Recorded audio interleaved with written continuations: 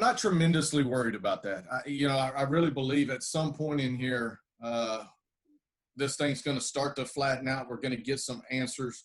We're going to get it under control a little bit more. Now, whether we get to start on time or not, I think that's pretty well up for grabs.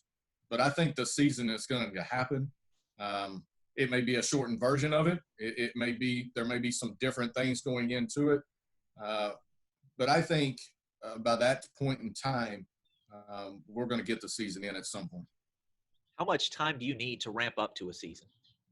Yeah, it's kind of, we've been talking to our guys about trying to find unique ways for them to stay in shape while they're away from us, right? And you can't, gyms are all closed down and you can't get into your high school. You might not be able to get into the park or maybe your high school practice field or playing field. So you've kind of gone back to the old school days where, you're out on the street running or you're in a field running or, you don't have weights at your house. So, hey, you got a water can, you got a 5-gallon bucket. Can you put rocks in that? Can you put water in that? Can you put sand in that? Doing the Herschel Walker routine where, okay, I got body squats, I got push-ups, I got sit-ups, and I got to go run. And that's all I really have at my disposal.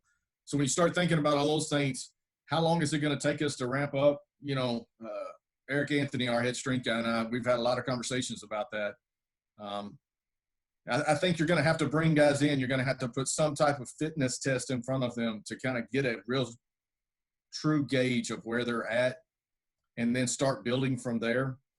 Back in the old days when you kind of went through this, guys went home in the summer and they all got jobs and then they came back and they were supposed to work out. But, back then you were having 2-a-days and 3-a-days, and not saying that's good and not saying we need to go back to that, but you had a lot more opportunities to get guys in shape as you worked across it. So I think you just got to be smart, and you don't want to go so fast that you're going to potentially have more injuries because they are not in good enough shape to be able to play this game with the way we need to play it.